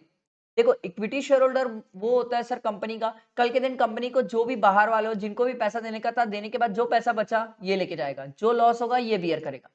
प्रेफरेंस शेयर होल्डर वो लोग होते हैं जो बोलते हैं नहीं भैया हमको डर लगता है, हम इक्विटी नहीं बनना चाहते, तो कंपनी बोलती है आप प्रेफरेंस बन लो। तो कोई पूछा प्रेफरेंस मतलब क्या होगा, कंपनी बोली सुनो हम आपको डिविडेंड फिक्स में देंगे, इतना परसेंट डिसाइड हो जाएगा, उतना परसेंट आपको डिविडेंड हमेशा देंगे। आपका कैपिटल हम वापस कर देंगे सर, एक टाइम पीरियड बाद हम आपका कैपिटल भी वापस कर देंगे। तो प्रेफरेंस वाले ने पूछा अगर मान लो उसके बाद और एक्स्ट्रा पैसा बचेगा तो क्या आप हमें दोगे? बोले नहीं, वो तो इक्विटी वालों का होता है, वो होते हैं प्रेफरेंस शेयर होल्डर सर। बहुत सिंपल है सर, ये पेमेंट ऑफ डिविडेंड, इन्हें पेमेंट किया रहता है और रीपेमेंट ऑफ कैपिटल। उसके बाद अगला दिया हुआ है sir memorandum of association. Sir very important, very very important. Memorandum क्या होता है, ध्यान से सुनना सर। जब भी कभी कोई कंपनी हम बनाते हैं तो हमने पढ़ा था सर, मेन डॉक्यूमेंट्स हमें रजिस्ट्रार को फाइल करना पड़ता है जिसमें मेमोरेंडम और आर्टिकल सबसे पहला डॉक्यूमेंट था। सर मेमोरेंडम क्या होता है? मेमोरेंडम वो डॉक्यूमेंट होता है सर जो बताता है कंपनी बनी कैसे है। ध्यान से सुनना, कंपनी का फॉर्मेशन बताता है मेमोरेंडम, बनी कैसे है कंपनी। चलाने की तो बात की बात है, बनाए कैसे हो कंपनी ये बताता है memorandum. Memorandum of association of a company is in fact its charter, charter मतलब main document. It defines its constitution, बनी कैसे है, and the scope and the power of the company, company काम क्या कर सकती है, which it has been established under the act. It is a very foundation बनाता है sir, on which the whole edifice of the company is built। मतलब जहां पर जिसके बेसिस में कंपनी काम करती है सर, बेसिस, ठीक है। होल एडिफिसी मतलब जिस बेसिस में कंपनी काम करती है सर। देखो sir obtaining of registration of memorandum of association. Sir memorandum एक पब्लिक डॉक्यूमेंट है, वेरी वेरी इंपॉर्टेंट सर, ये एक पब्लिक डॉक्यूमेंट है। पब्लिक डॉक्यूमेंट मतलब सर क्या कोई भी पर्सन इसको पढ़ सकता है? यस, कोई भी पर्सन पढ़ सकता है। आप एमसीए की साइट में जाओ और आराम से इसको बैठ के पढ़ सकते हो सकता है आपसे कुछ मिनिमम प्रिस्क्राइब फीस वगैरह ले ले मेमोरेंडम पढ़ने के लिए, बट आप ये पढ़ सकते हो सर, ये पब्लिक डॉक्यूमेंट है, ठीक है। ये सिंपल सी बात ध्यान रखना। अ कंपनी, ध्यान दो sir, a company can not depart from the provisions contained in the memorandum. Sir very important, जो चीजें मेमोरेंडम में लिखी हुई है वो पत्थर की लकीर है, पत्थर की लकीर है सर कंपनी के लिए। कंपनी मेमोरेंडम के अगेंस्ट नहीं जा सकती, जा ही नहीं सकती, सपने में भी नहीं सोच सकती सर, ठीक है। अगर कंपनी मेमोरेंडम के अगेंस्ट गई तो उसे अल्ट्रा वायरस माना जाएगा। और वॉइड, सर अल्ट्रा वायरस और वॉइड क्या होता है आगे अपन समझेंगे, टेंशन मतलब बहुत डिटेल में समझेंगे सर, मैं आपको समझाऊंगा। उसके बाद सर मेमोरेंडम के लिए देखो कुछ दिए हुए table A memorandum company limited by shares के लिए, टेबल बी देखो limited by guarantee not having share capital, C guarantee company having share capital, D unlisted company unlimited company, E unlimited company and share capital, ये tables दिए हुए हैं। उसके बाद sir ये जो कंटेंट ऑफ मेमोरेंडम है ये इंपॉर्टेंट है, ध्यान दो सर, ये हम बचपन से पढ़े सर। मेमोरेंडम के 6 क्लॉज होते हैं। सबसे पहला है नेम क्लॉज। नेम क्लॉज क्या बताता है सर कि कंपनी का नाम क्या है। नाम जैसे लिमिटेड, अगर पब्लिक कंपनी है तो लिमिटेड, प्राइवेट कंपनी है तो प्राइवेट लिमिटेड, 1% कंपनी तो उसको आगे नाम के आगे 1% कंपनी लिखना पड़ेगा। सेक्शन 8 कंपनी कोई भी नाम के आगे कुछ नहीं लिखती सर, ठीक है, ध्यान रखना सर। उन लोग जनरली सेक्शन 8 कंपनी देखो foundation, forum, association, chambers, confederation, council, electoral trust, इस टाइप के नाम रखते हैं सर, ठीक है, ध्यान रखना 1% कंपनी। दूसरा दिया हुआ है registered clause. Sir registered clause क्या होता है, ये बताता है कि कंपनी सॉरी रजिस्टर्ड ऑफिस कहाँ है, ये बताता है कंपनी की रजिस्टर्ड ऑफिस कहाँ है, मेन ऑफिस, ठीक है। तीसरा object clause, sir very important, ध्यान रखना सर। हर एक कंपनी जब भी कोई इनकॉर्पोरेट होती है, जब भी कोई कंपनी बनती है तो उसका कोई ना कोई तो ऑब्जेक्ट होता है सर। बिना ऑब्जेक्ट के आप कंपनी क्यों बनाओगे, तो इसलिए ये बोल रहा है कि हर कंपनी का ऑब्जेक्ट होता है कि वो किस पर्पस के लिए बनी है। और कोई भी कंपनी, ध्यान से सुनना सर, कोई भी कंपनी अपने ऑब्जेक्ट से डेविएट नहीं हो सकती। एग्जांपल, मान लो मैंने कंपनी बनाई, कंपनी के उसके मेमोरेंडम में ये लिखा है ऑब्जेक्ट क्लॉज में कि ये कंपनी कपड़े का काम करेगी, तो अगर ये लिखा है तो सर ये कंपनी कभी ज्वेलरी का काम नहीं कर सकती। नहीं कर सकती मतलब नहीं कर सकती सर, नहीं कर सकती। ऑब्जेक्ट क्लॉज यही है सर, वेरी इंपॉर्टेंट। अगर वो कपड़े का छोड़ के अगर सोना चांदी का काम करना स्टार्ट कर दी तो it will be said as ultra vires, beyond the power, अपने औकात से ज्यादा काम कर दी कंपनी, उस केस में उस एग्रीमेंट कॉन्ट्रैक्ट को ही वॉइड माना जाएगा। वो जो काम कर रही है वही वॉइड है। कौन सा वाला, सोना चांदी वाला, कपड़े का तो अलाउड था, सोना चांदी का जो कर रही है वो वॉइड माना जाएगा, ठीक है। अगर एक चीज और है सर, ध्यान देना, अगर company has change it's activities which is not reflected in its name, company ने कुछ काम बदला, वो जो काम बदला वो उसके नाम से रिफ्लेक्ट नहीं हो रहा है। जैसे मान लो वर्धमान स्टील, अब स्टील का नाम है और काम कपड़े का है, तो सर ये तो रिफ्लेक्ट नहीं हो रहा है, तो कंपनी को अपना नाम चेंज करना पड़ेगा with in the period of 6 months from the change of activity. मैंने जो एक्टिविटी चेंज किया है, पहले मैं स्टील का करता था, स्टील से कपड़े में आया, तो मेरे को अपना नाम भी चेंज करना पड़ेगा with in 6 months after complying all the provision applicable the change of name, ठीक। उसके बाद अगला दिया हुआ है sir liability clause, very important, ये तो हम बहुत अच्छे से पढ़ के भी आए हैं sir, company limited bye share और गारंटी। उसके बाद कैपिटल क्लॉज, सर कंपनी बता देती है कितने कैपिटल से वो इनकॉर्पोरेट हो रही है, उससे ज्यादा कैपिटल तो हो ही नहीं सकता, अभी अपन पढ़ के आए, ठीक है, ऑथराइज कैपिटल। उसके बाद होता है सर एसोसिएशन क्लॉज। सर ये क्या होता है, बहुत सिंपल है सर, जब कंपनी बनती है, इनकॉर्पोरेट होती है, तो कंपनी के इनकॉर्पोरेट होते टाइम जो मेमोरेंडम को साइन करते हैं, जो सब्सक्राइबर टू द मेमोरेंडम होते हैं, उन्हें उनका नाम मेंशन होता है सर ये एसोसिएशन क्लॉज में, ताकि कभी भी कोई भी पर्सन जब कंपनी का मेमोरेंडम खोले तो एसोसिएशन क्लॉज में उसे पता चल जाए कि कंपनी बनते टाइम कौन मेंबर था और कौन कौन मेमोरेंडम को साइन किया था, सब्सक्राइब किया था। आया समझ, ये होता है एसोसिएशन क्लॉज सर, बहुत सिंपल है, भयानक सिंपल है, बट इसको ध्यान रखना है सर। एक चीज ये ध्यान दो सर, क्या दिया हुआ है, it may be noted that company being a legal person can act through an agent. Agent कौन होते हैं इसके, बोर्ड ऑफ डायरेक्टर्स। कंपनी किसके थ्रू एक्ट करती है sir, board of directors. Sir पूरे करोड़ों शेयर होल्डर तो नहीं आ सकते कंपनी को चलाने, तो उस केस में सर कंपनी किसके थ्रू एक्ट करती है, बोर्ड ऑफ डायरेक्टर्स, ठीक है। However a minor can not be a signatory to the memorandum and he is not competent to contract, ये हमें पता है। द गार्डियन, गार्डियन के थ्रू क्या माइनर एक्ट कर सकता है, यस गार्डियन के थ्रू एक्ट कर सकता है, सब्सक्राइब कर सकता है। आया समझ। उसके बाद अगला देखो sir doctrine of ultra virus. Sir ये होता क्या है, बहुत ज्यादा इंपॉर्टेंट एग्जाम के लिए। Sir doctrine of ultra virus मतलब बियॉन्ड द पावर, आप अपनी औकात से ज्यादा जाके काम कर रहे हो सर। जैसे मैंने आपको एक एग्जांपल दिया था कि कंपनी के मेमोरेंडम में लिखा हुआ है कि वो कपड़े का काम कर सकती है, ऑब्जेक्ट में लिखा हुआ है, ऑब्जेक्ट क्लॉज में, और कंपनी कर रही है सोना चांदी का काम, तो ये होता है ultra vires sir, ultra vires beyond the power, आप अपनी औकात से ज्यादा जाके काम कर रहे हो, ऐसा काम कर ही नहीं सकते, वो क्या माना जाएगा सर, वॉइड माना जाएगा, अल्ट्रा वायरस वॉइड है, ठीक है। An ultra virus, ध्यान देना sir, an ultra virus contract can never be binded on the company. It cannot become intra virus by the reason of stopple, या कोई भी रीजन से आप इसको ये नहीं बोल सकते कि सर ये इंट्रा वायरस है मतलब इसको सुधार लो, नहीं सर। कोई चीज एक बार अल्ट्रा वायरस हो गई, एक बार अगर कोई चीज अल्ट्रा वायरस हो गई, कंपनी उसको सुधार नहीं सकती, और जिसके साथ भी कंपनी कॉन्ट्रैक्ट करिए वो कॉन्ट्रैक्ट वॉइड माना जाएगा। ना वो पार्टी कंपनी के ऊपर केस कर पाएगी, ना कंपनी उसके ऊपर केस कर पाएगी सर। अल्ट्रा वायरस का मतलब यही होता है सर। देखो sir, the whole position regarding the doctrine of ultra vires can be summed up as क्या है?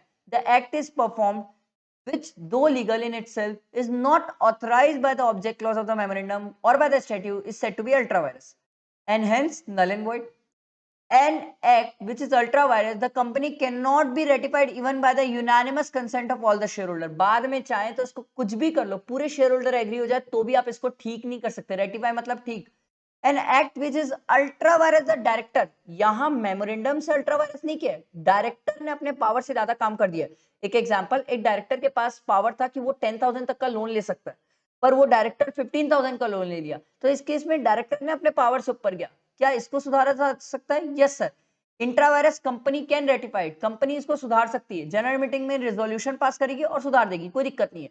अगला देखो, if the act is ultra vires, the article, article में कोई गलती हो गई है, आर्टिकल में जो लिखा था उससे अब काम कर दिए। एग्जाम्पल, ये लिखा था कि कोई भी डायरेक्टर को अगर लोन लेना है तो वो सर बाकी शेयर होल्डर से परमिशन लेगा, और मान लो उसने शेयर होल्डर से परमिशन नहीं ली, गलती कर दी डायरेक्टर ने, तो सर क्या आर्टिकल की गलती सुधार सकते हैं? Yes, it can also be ratified.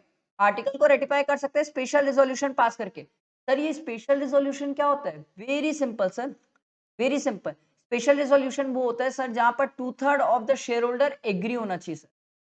जहां पर 2/3 शेयर होल्डर एग्री हो जाते हैं उसको बोला जाता है सर स्पेशल रिजोल्यूशन, ठीक है। However, the disadvantage of this doctrine outweighs its main advantage, namely to the protection to the shareholder and the creditor. Although it may be useful to the member in restraining the activities of the director, it is in a nuisance in so far as it prevents the company from changing its activity in a direction which is agreed by all. Again, the purpose of doctrine of ultravirus has been defeated, as now the object clause can be easily altered by using the special resolution. आजकल आप चाहो तो object clause को easily बदल सकते हो by special resolution pass करके। पर मैं आपको एक चीज सिखाना चाहता हूं सर, वो बहुत ज्यादा इंपॉर्टेंट है, ध्यान सुन sir. Memorandum of association company और आउटसाइडर्स के बीच के रिलेशंस को समझ, बहुत इंपॉर्टेंट, बहुत ज्यादा इंपॉर्टेंट। कंपनी और आउटसाइडर के बीच का रिलेशन होता है सर, ये हमें पता चलता है मेमोरेंडम। मेमोरेंडम किसके बीच का कॉन्ट्रैक्ट होता है? डिफाइन क्या करता है सर? कंपनी और आउटसाइडर्स। ध्यान रखना ये बहुत इंपॉर्टेंट है सर, बहुत ज्यादा इंपॉर्टेंट है। उसके बाद अगला दिया हुआ है sir article of association. Sir ये क्या होता है article of association? Very simple sir, article क्या होता है? मेमोरेंडम हमने बताया कि कंपनी बनी कैसे, अब बना तो लिए भाई, सब चीज हो गई, चलाना भी तो है ना। तो आर्टिकल ये बताता है कि कंपनी चलेगी कैसे। ये इंटरनल लॉज, इंटरनल रेगुलेशन से रिलेटेड रहता है कि हम कंपनी को चलाएंगे कैसे। देखो, the article of the company are its rules and regulations which are framed to manage its internal affairs. अंदर के articles are the internal regulations of the company. Internal, ध्यान रखना internal, ठीक है। उसके बाद देखो सर क्या दिया हुआ है, आर्टिकल्स के कुछ रेगुलेशंस दिए हुए हैं, ये मैंने आपको एग्जांपल्स दिए सर, ठीक है। आप contains regulation, inclusion of matters, contain provision for entrenchment, ठीक है। ये कोई भी चीजें आप आर्टिकल्स में डाल सकते हो सर। आर्टिकल के बहुत सारे क्लॉज होते हैं, आप कोई एग्जाम के लिए 4-5 क्लॉज पढ़ के रखो, उतना काफी है सर। आर्टिकल से ऐसा ज्यादा क्वेश्चन नहीं आते सर, मेमोरेंडम से भयानक क्वेश्चन आते हैं। उसके बाद सर दोनों के बीच का डिफरेंस क्या है? Very simple sir, object sir ये तो बताते हैं कंपनी बनी कैसे है सर, और इसी में तो ऑब्जेक्ट क्लॉज लिखा रहता है मेमोरेंडम में। आर्टिकल तो बनाता है सर इंटरनल, हम चलाएंगे कैसे कंपनी।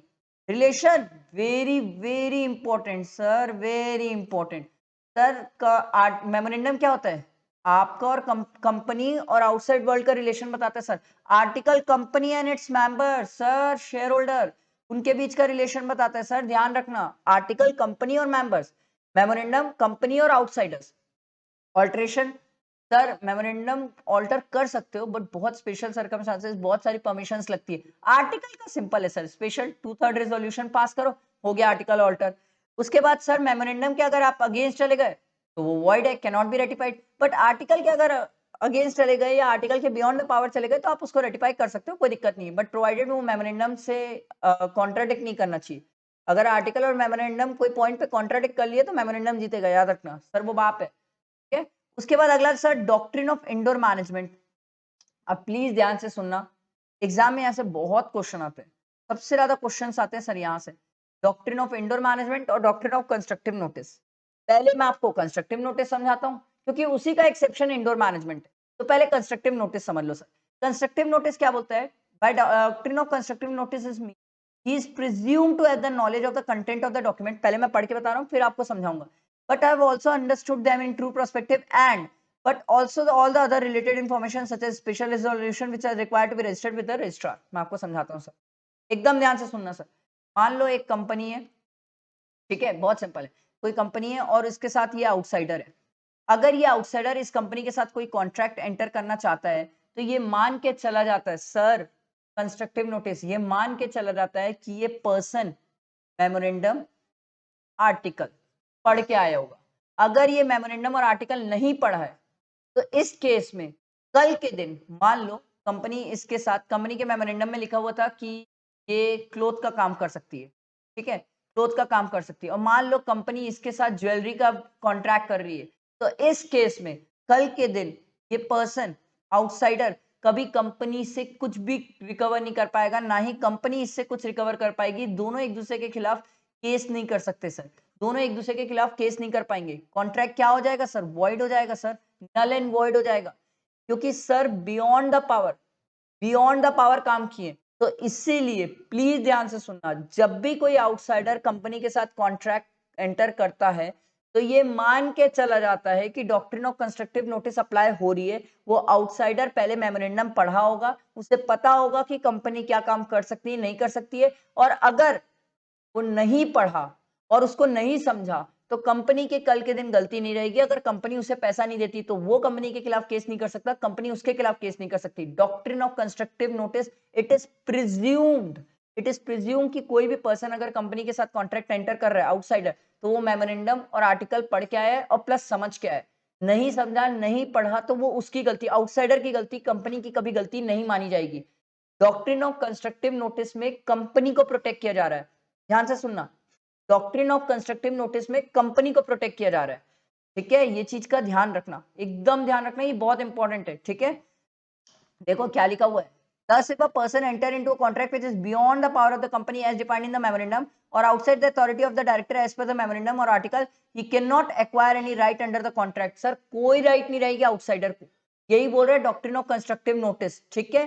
अब डॉक्ट्रिन ऑफ इंडोर मैनेजमेंट क्या होता है, प्लीज ध्यान से सुनो, इसको भी समझाता हूं मैं आपको। जैसे मान लो कोई कंपनी है, ठीक है, आउटसाइडर है, ठीक है, आउटसाइड, प्लीज ध्यान से सुनना, कोई कंपनी है और आउटसाइडर है। सर ये आउटसाइडर, कंपनी क्लोथ का काम कर सकती थी और ये आउटसाइडर भी क्लोथ के ही काम पे कॉन्ट्रैक्ट एंटर कर रहा है, पर ये लिखा था कि जब कंपनी को कोई भी कॉन्ट्रैक्ट एंटर करना है क्लोथ का, कोई भी कॉन्ट्रैक्ट एंटर करना है क्लोथ का, तो कंपनी क्या करेगी? एसआर पास करेगी। ध्यान से सुनना सर, बहुत सिंपल अच्छा एग्जांपल दूंगा। एसआर पास करेगी मतलब वही 2/3 रेजोल्यूशन पास करेगी कि हम क्लोथ का कॉन्ट्रैक्ट एंटर करना चाहते हैं। आउटसाइडर ने मेमोरेंडम पढ़ा सर, लिखा था क्लोथ का काम कर सकते हैं, आर्टिकल पढ़ा, उसमें लिखा था एसआर पास करना पड़ेगा फिर क्लोथ का काम कर सकते हैं। अब ये आउटसाइडर कंपनी के साथ कॉन्ट्रैक्ट एंटर किया, हुआ ये कि प्रैक्टिकली यहाँ पर एसआर पास ही नहीं हुआ, पर आउटसाइडर को क्या बोलते हैं, ये बताया गया कि एसआर पास हो गया है और क्या बोलते हैं कंपनी के साथ कॉन्ट्रैक्ट एंटर कर सकती है। बाद में रिपोर्टिंग हुई, बाद में ये पता चला कि इस केस में तो एसआर पास हुआ ही नहीं है, तो कंपनी ने आउटसाइडर को बोला कि ये कॉन्ट्रैक्ट तो वॉइड है सर, इस केस में आप हमसे कुछ नहीं वसूल सकते। तो यही बचाता है सर इंडोर मैनेजमेंट, ठीक है, इंडोर मैनेजमेंट। इंडोर मैनेजमेंट क्या करता है, ये किसको प्रोटेक्ट करता है? आउटसाइडर को प्रोटेक्ट करता है सर, आउटसाइडर को प्रोटेक्ट करता है। किससे प्रोटेक्ट करता है? कंपनी से। आउटसाइडर को प्रोटेक्ट करता है किससे? कंपनी से। ये मान लिया जाता है कि सर कोई भी इंटरनल अफेयर से रिलेटेड मैटर्स है तो ये मान के चला जाता है कि कंपनी ने उसको कंप्लाई किया। आउटसाइडर की ड्यूटी नहीं है कि इंटरनल मैटर्स को भी चेक करने जाए, सर एसआर पास हुआ है कि नहीं, इसे क्या पता चलेगा सर रियल में एसआर पास हुआ है कि नहीं? इसीलिए ध्यान से सुनना सर, इसीलिए आउटसाइडर को प्रोटेक्ट किया जाता है कि भैया कंपनी एसआर पास करी है कि नहीं वो आप नहीं पकड़ पाओगे, इस केस में हम आपको बचा रहे, कंपनी लायबल रहेगी। हमने दो चीजें पढ़ी, ध्यान से सुनना वापस। कंस्ट्रक्टिव नोटिस वो थी जहां पर कंपनी को प्रोटेक्ट किया जा रहा था, इंडोर मैनेजमेंट वो है जहां पर आउटसाइडर को प्रोटेक्ट किया जा रहा है। कंस्ट्रक्टिव नोटिस ये बोलता है कि कोई भी पर्सन कंपनी के साथ कॉन्ट्रैक्ट एंटर कर रहा है तो हम ये मान के चलते वो बंदा पढ़ के आया होगा, मेमोरेंडम आर्टिकल नॉलेज होगा और समझा भी होगा। जब भी हम इंडोर मैनेजमेंट की बात करते हैं तो हम ये बोलते हैं कि सर कोई भी पर्सन अगर कंपनी के साथ कॉन्ट्रैक्ट एंटर कर रहा है, मेमोरेंडम आर्टिकल पढ़ के समझ के सही कॉन्ट्रैक्ट एंटर कर रहा है, तो सर उसे इंटरनल अफेयर्स, इंटरनल मैटर्स से रिलेटेड क्या हो रहा है उसे उसका नॉलेज नहीं होगा। तो यहाँ पर आउटसाइडर को प्रोटेक्ट किया जाता है, किसमें? इंडोर मैनेजमेंट में। कंस्ट्रक्टिव में किसको प्रोटेक्ट किया जाता है? कंपनी को। ध्यान रखना सर, ठीक है, प्लीज ध्यान रखना, ये बहुत इंपॉर्टेंट है, एग्जाम में लिखने को आता है सर, फिर स्टूडेंट कंफ्यूज रहते हैं। अब देखो सर ये क्या बोल रहे हैं, doctrine of indoor management is the exception to the doctrine of constructive notice. But obviously बात है, कंस्ट्रक्टिव में कंपनी को बचा रहे हैं, इंडोर मैनेजमेंट में आउटसाइडर को बचा रहे हैं। अब इसके कुछ एक्सेप्शन है सर। एक्सेप्शन मतलब, ये एक्सेप्शन का मतलब है इन सब केसेस में, इन सब केसेस में सामने वाला आउटसाइडर जो है उसे प्रोटेक्ट नहीं किया जा रहा है। एक्सेप्शन वर्ड का मतलब इन सब केसेस में आउटसाइडर को प्रोटेक्ट नहीं किया जा रहा है। सबसे पहला दिया हुआ है एक्चुअल और कंस्ट्रक्टिव नॉलेज ऑफ इरेगुलरिटी। अगर बाहर वाला आउटसाइडर को पता था कि नहीं भैया एसआर पास नहीं हुआ है, यहाँ पर एक डायरेक्टर ने ऐसे ही बोल दिया कि एसआर पास हुआ है बट पास नहीं हुआ है, तो इस केस में अगर उसे नॉलेज था, सर आप बोलोगे नॉलेज कैसे प्रूव करेंगे? सर ये प्रूव करना तो बहुत बड़ी जंग है कि प्रूव कैसे करोगे, बट अगर उसे नॉलेज था तो सिंपल सी बात है सर, ध्यान रखना इस केस में वो आउटसाइडर ये बोल के नहीं बच सकता कि आपका इंटरनल अफेयर्स है। ठीक है, अगला देखो सर, सस्पिशन ऑफ इरेगुलरिटी। यहां पर कुछ ऐसा काम हो रहा है जिससे आउटसाइडर को समझ आ जा रहा है कि कुछ गलत हुआ है, जहां पर कुछ सस्पिशियस है, जहां पर लग रहा है देख के कि कुछ अनयूजुअल ट्रांजैक्शंस है, business ordinary course of business में नहीं हो रहा है, सही तरीके से नहीं हो रहा है। एक एग्जांपल देता हूं, मान लो एक कंपनी है जहां पर कोई भी अगर पेमेंट है तो वो दो डायरेक्टर साइन करते हैं, अचानक से उसमें एक ही डायरेक्टर साइन किया, क्यों भाई? दूसरा क्यों नहीं? सस्पिशन ऑफ इरेगुलरिटी, लग रहा है कि कुछ गलत हो रहा है। तो उस केस में आउटसाइडर फिर क्या बोलते हैं, ये बोल के नहीं बच सकता कि कंपनी का इंटरनल और अंदर का अफेयर्स है। सिंपल सी बात है। उसके बाद अगला है फोर्जरी। फोर्जरी मतलब यहाँ पर जहां पर आप किसी के नकली साइन, गलत साइन कर देते हो सर, फोर्जरी। तो फोर्जरी के केस में सर आप कंपनी को कैसे लायबल बनाओगे? कंपनी तो एक आर्टिफिशियल पर्सन है, कंपनी थोड़ी साइन करी होगी, उसके पीछे बोर्ड ऑफ डायरेक्टर साइन करे होंगे। तो आप बोलोगे सर क्या इस केस में बोर्ड ऑफ डायरेक्टर्स को पकड़ा जाएगा? यस, बोर्ड ऑफ डायरेक्टर्स को पकड़ा जाएगा और उनके लायबल भी बनाया जाएगा, ये ध्यान रखना sir. The doctrine of indoor management applies to irregularities which might otherwise affect a transaction, but it cannot apply to a forgery which must be regarded as nullity. Nullity मतलब null and void माना जाता है sir forgery को। आया समझ? ये तीन exception थे, एग्जाम में स्ट्रेट फॉरवर्ड क्वेश्चन आता है और लिखने को आता है। सर ये हमने पूरा कंपनीज एक्ट खत्म किया। आपको इसमें कोई भी डाउट आए, कोई पॉइंट नहीं समझ आए तो आप प्लीज मेरे से पूछ सकते हो। जितना हो सके फ्रेंड्स तक शेयर करो सर, क्योंकि अब सबसे इंपॉर्टेंट है केस लॉ करना है हमें, और प्लस सर क्वेश्चंस प्रैक्टिस करना है। वहीं से आपको कॉन्फिडेंस आएंगे, वहीं से मैं आपको लिखने का तरीका सिखाऊंगा, लॉ के आंसर्स कैसे फ्रेम करना है, और हम पास के पेपर्स देख के ही सीखेंगे सर, ताकि समझ तो आए इंस्टीट्यूट हमसे चाहती क्या है और हम क्या कर रहे हैं। ठीक है, चलो जितना हो सके फ्रेंड्स तक शेयर करो, ध्यान रखना चैनल को सब्सक्राइब करना है, ठीक है, और टेलीग्राम चैनल ज्वाइन कर सकते हो, वहां पर आपको पूरे नोट्स मिल जाएंगे, यही कलरफुल नोट्स समरी के फॉर्म पे मस्त मिल जाएंगे, ताकि आप अच्छे से पढ़ सको। ठीक, चलो, थैंक यू फ्रेंड्स।